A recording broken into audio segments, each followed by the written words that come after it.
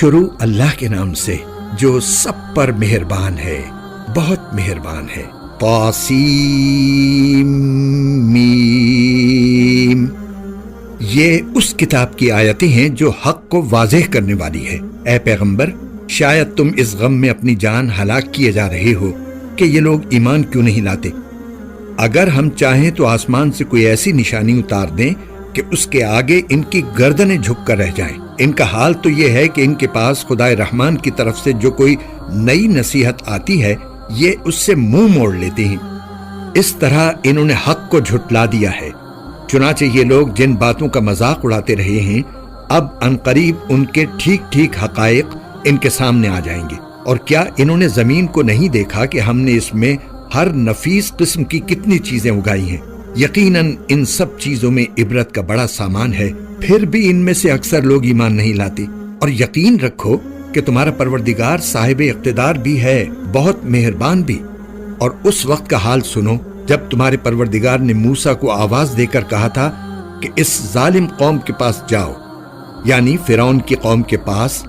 کیا ان کے دل میں خدا کا خوف نہیں ہے؟ موسیٰ نے کہا کہ میرے پروردگار، مجھے ڈر ہے کہ وہ مجھے جھوٹا بنائیں گے، اور میرا دل تنگ ہونے لگتا ہے اور میری زبان نہیں چلتی، اس لیے آپ ہارون کو بھی نبوت کا پیغام بھیج دیجئے۔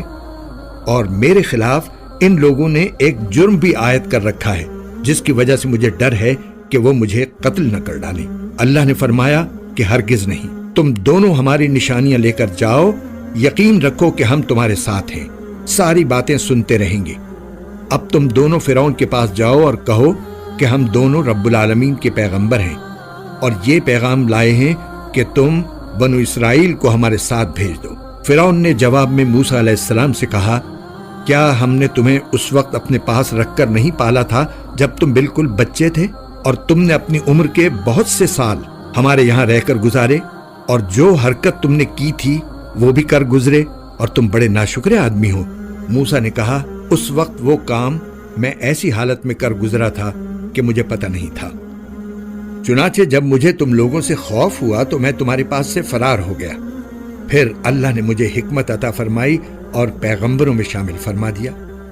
اور وہ احسان جو تم مجھ پر رکھ رہے ہو اس کی حقیقت یہ ہے کہ تم نے سارے بنو اسرائیل کو غلام بنا رکھا ہے۔ فرعون نے کہا، اور یہ رب العالمین کیا چیز ہے؟ موسیٰ نے کہا، وہ سارے آسمانوں اور زمین کا اور ان ساری چیزوں کا پروردگار ہے جو ان کے درمیان پائی جاتی ہیں۔ اگر تم کو واقعی یقین کرنا ہو۔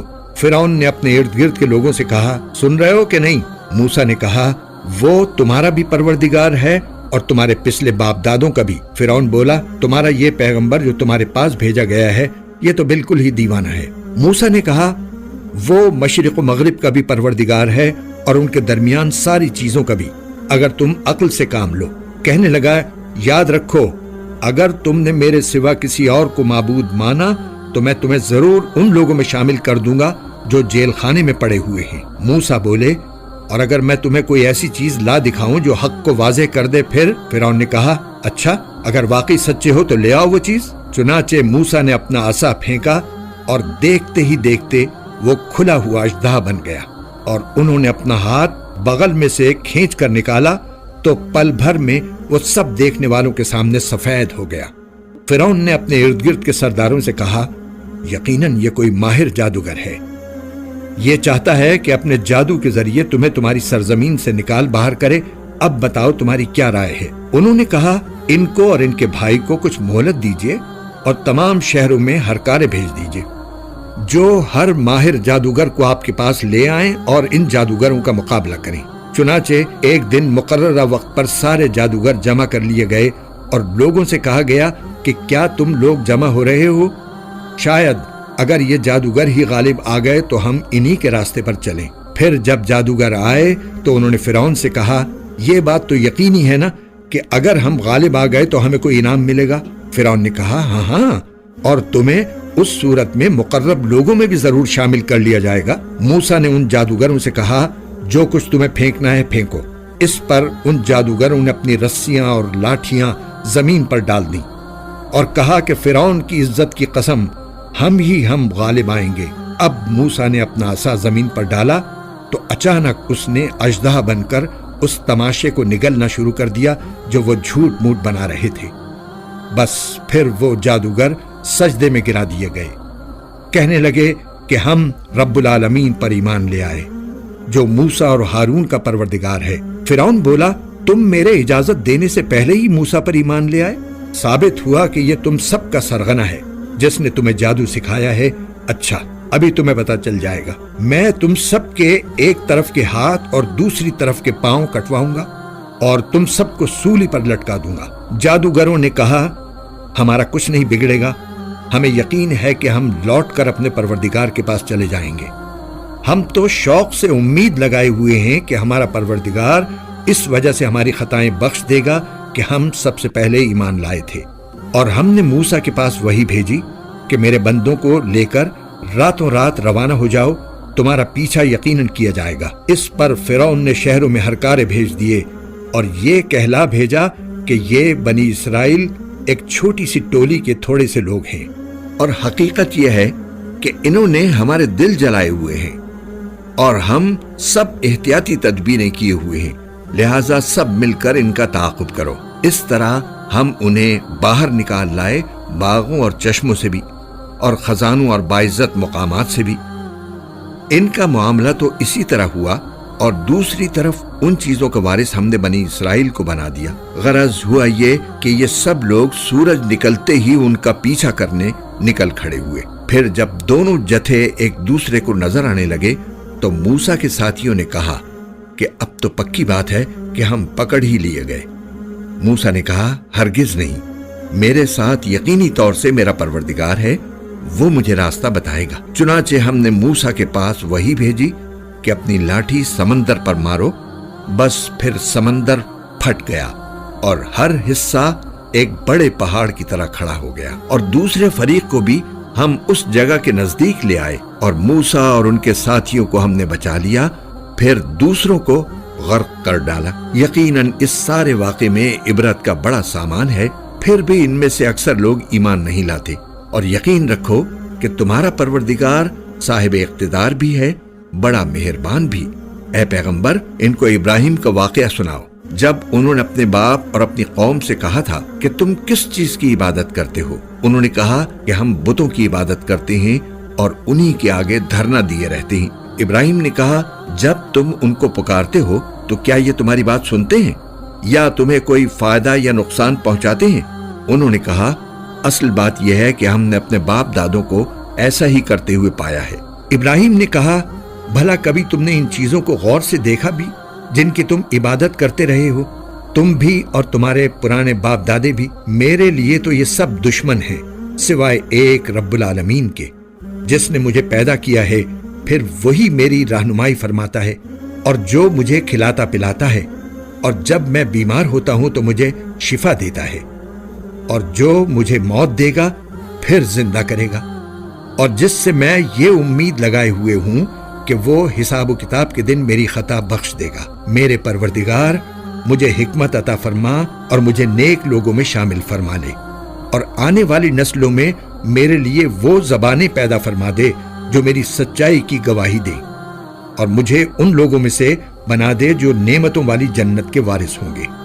और मेरे बाप की मग़फ़िरत फरमा, यकीनन वो गुमराह लोगों में से है।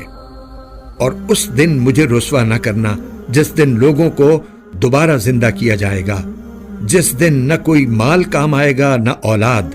हाँ, जो शख्स अल्लाह के पास सलामती वाला दिल लेकर आएगा उसको नजात मिलेगी, और जन्नत मुत्तकी लोगों के लिए करीब कर दी जाएगी, और दोज़ख खुले तौर पर गुमराहों के सामने कर दी जाएगी।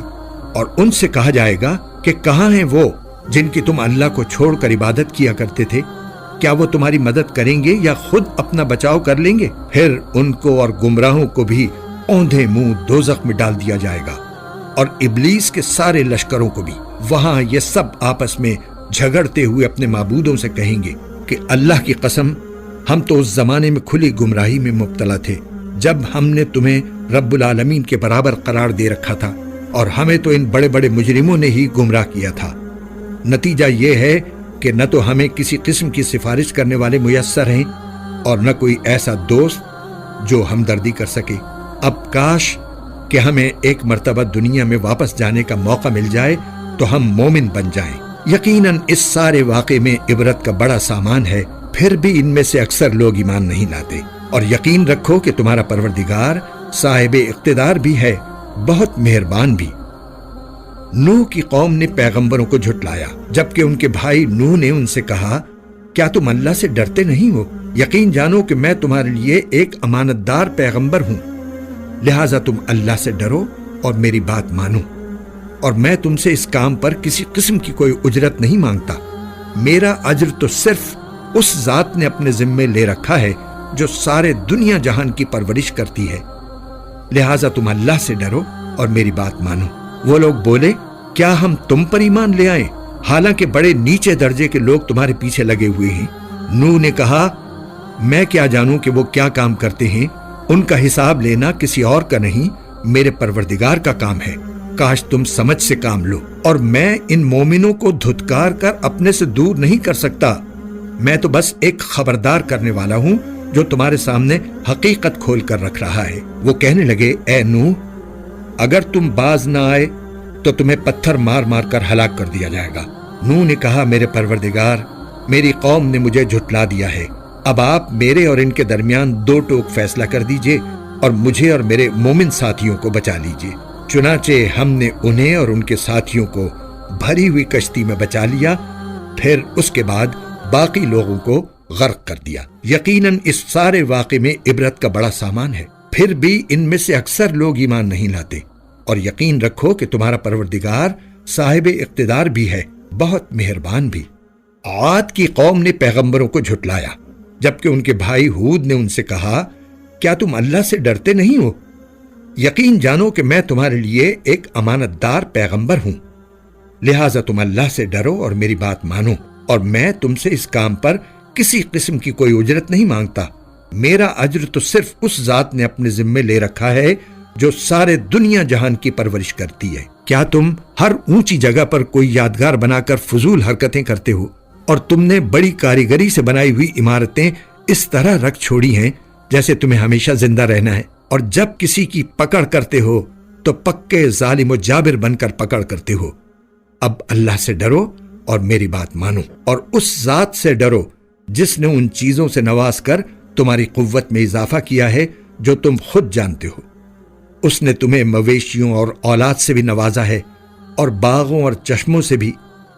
حقیقت یہ ہے کہ مجھے تم پر ایک زبردست دن کے عذاب کا اندیشہ ہے۔ وہ کہنے لگے، چاہے تم نصیحت کرو یا نہ کرو، ہمارے لیے سب برابر ہے۔ یہ باتیں تو وہی ہیں جو پچھلے لوگوں کی عادت رہی ہیں، اور ہم عذاب کا نشانہ بننے والے نہیں ہیں۔ غرض ان لوگوں نے ہود کو جھٹلایا، جس کے نتیجے میں ہم نے ان کو ہلاک کر دیا۔ یقیناً اس سارے واقعے میں عبرت کا بڑا سامان ہے، پھر بھی ان میں سے اکثر لوگ ایمان نہیں لاتے۔ اور یقین رکھو کہ تمہارا پروردگار صاحب اقتدار بھی ہے، بڑا مہربان بھی۔ قوم سمود نے پیغمبروں کو جھٹلایا، جبکہ ان کے بھائی صالح نے ان سے کہا، کیا تم اللہ سے ڈرتے نہیں ہو؟ یقین جانو کہ میں تمہارے لیے ایک امانت دار پیغمبر ہوں، لہٰذا تم اللہ سے ڈرو اور میری بات مانو، اور میں تم سے اس کام پر کسی قسم کی کوئی اجرت نہیں مانگتا۔ میرا اجر تو صرف اس ذات نے اپنے ذمے لے رکھا ہے جو سارے دنیا جہان کی پرورش کرتی ہے۔ کیا تمہیں اطمینان کے ساتھ ان ساری نعمتوں میں ہمیشہ رہنے دیا جائے گا جو یہاں موجود ہیں، ان باغوں اور چشموں میں، اور ان کھیتوں اور نخلستانوں میں جن کے خوشے ایک دوسرے میں پیوست ہیں؟ اور کیا پہاڑوں کو بڑے ناز کے ساتھ تراش کر تم ہمیشہ گھر بناتے رہو گے؟ اب اللہ سے ڈرو اور میری بات مانو، اور ان حد سے گزرے ہوئے لوگوں کا کہنا مت مانو جو زمین میں فساد پھیلاتے ہیں اور اصلاح کا کام نہیں کرتے۔ وہ کہنے لگے کہ تم پر تو کسی نے بڑا بھاری جادو کر دیا ہے، تمہاری حقیقت اس کے سوا کچھ بھی نہیں کہ تم ہم جیسے ہی ایک انسان ہو، لہٰذا اگر سچے ہو تو کوئی نشانی لے کر آؤ۔ صالح نے کہا، لو یہ اونٹنی ہے، پانی پینے کے لیے ایک باری اس کی ہوگی اور ایک معین دن میں ایک باری تمہاری، اور اس کو بری نیت سے ہاتھ بھی نہ لگانا، ورنہ ایک زبردست دن کا عذاب تمہیں آ پکڑے گا۔ پھر ہوا یہ کہ انہوں نے اس اونٹنی کی کونچیں کاٹ ڈالی اور آخر کار پشیمان ہوئے، چنانچہ عذاب نے انہیں آ پکڑا۔ یقیناً اس سارے واقعے میں عبرت کا بڑا سامان ہے، پھر بھی ان میں سے اکثر لوگ ایمان نہیں لاتے، اور یقین رکھو کہ تمہارا پروردگار صاحب اقتدار بھی ہے، بڑا مہربان بھی۔ لوط کی قوم نے پیغمبروں کو جھٹلایا، جبکہ ان کے بھائی لوط نے ان سے کہا، کیا تم اللہ سے ڈرتے نہیں ہو؟ یقین جانو کہ میں تمہارے لیے ایک امانت دار پیغمبر ہوں، لہٰذا تم اللہ سے ڈرو اور میری بات مانو، اور میں تم سے اس کام پر کسی قسم کی کوئی اجرت نہیں مانگتا۔ میرا اجر تو صرف اس ذات نے اپنے ذمے لے رکھا ہے جو سارے دنیا جہان کی پرورش کرتی ہے۔ کیا دنیا جہان کے سارے لوگوں میں تم ہو جو مردوں کے پاس جاتے ہو، اور تمہاری بیویاں جو تمہارے رب نے تمہارے لیے پیدا کی ہیں ان کو چھوڑے بیٹھے ہو؟ حقیقت تو یہ ہے کہ تم حد سے بالکل گزرے ہوئے لوگ ہو۔ کہنے لگے، لوط اگر تم باز نہ آئے تو تم بھی ان لوگوں میں شامل ہو جاؤ گے جنہیں بستی سے نکال باہر کیا جاتا ہے۔ لوط نے کہا، یقین جانو میں ان لوگوں میں سے ہوں جو تمہارے اس کام سے بالکل بیزار ہیں۔ میرے پروردگار، جو حرکتیں یہ لوگ کر رہے ہیں مجھے اور میرے گھر والوں کو ان سے نجات دے دے۔ چنانچہ ہم نے ان کو اور ان کے سب گھر والوں کو نجات دی، سوائے ایک بڑھیا کے جو پیچھے رہنے والوں میں شامل رہی۔ پھر اور سب کو ہم نے تباہ کر دیا اور ان پر ایک زبردست بارش برسا دی۔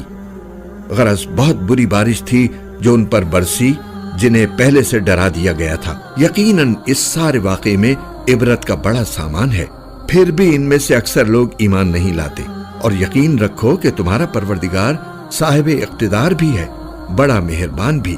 ایکا کے باشندوں نے پیغمبروں کو جھٹلایا، جبکہ شعیب نے ان سے کہا کہ کیا تم اللہ سے ڈرتے نہیں ہو؟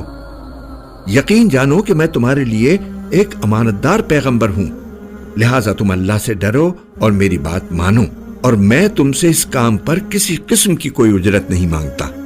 میرا اجر تو صرف اس ذات نے اپنے ذمے لے رکھا ہے جو سارے دنیا جہان کی پرورش کرتا ہے۔ پورا پورا ناپ دیا کرو اور ان لوگوں میں سے نہ بنو جو دوسروں کو گھاٹے میں ڈالتے ہیں، اور سیدھی ترازو سے تولا کرو، اور لوگوں کو ان کی چیزیں گھٹا کر نہ دیا کرو، اور زمین میں فساد مچاتے مت پھرو، اور اس ذات سے ڈرو جس نے تمہیں بھی پیدا کیا ہے اور پچھلی خلقت کو بھی۔ کہنے لگے، تم پر تو کسی نے بڑا بھاری جادو کر دیا ہے، تمہاری حقیقت اس کے سوا کچھ بھی نہیں کہ تم ہم جیسے ہی ایک انسان ہو، اور ہم تمہیں پورے یقین کے ساتھ جھوٹا سمجھتے ہیں، لہٰذا اگر تم سچے ہو تو ہم پر آسمان کا کوئی ٹکڑا گرا دو۔ شعیب نے کہا، میرا پروردگار خوب جانتا ہے کہ تم کیا کر رہے ہو۔ غرض ان لوگوں نے شعیب کو جھٹلایا، جس کا نتیجہ یہ ہوا کہ انہیں سائبان والے دن کے عذاب نے آ پکڑا۔ بے شک وہ ایک زبردست دن کا عذاب تھا۔ یقیناً اس سارے واقعے میں عبرت کا بڑا سامان ہے، پھر بھی ان میں سے اکثر لوگ ایمان نہیں لاتے۔ اور یقین رکھو کہ تمہارا پروردگار صاحب اقتدار بھی ہے، بڑا مہربان بھی۔ بے شک یہ قرآن رب العالمین کا نازل کیا ہوا ہے، امانت دار فرشتہ اسے لے کر اترا ہے۔ اے پیغمبر، تمہارے قلب پر اترا ہے تاکہ تم ان پیغمبروں میں شامل ہو جاؤ جو لوگوں کو خبردار کرتے ہیں۔ ایسی عربی زبان میں اترا ہے جو پیغام کو واضح کر دینے والی ہے۔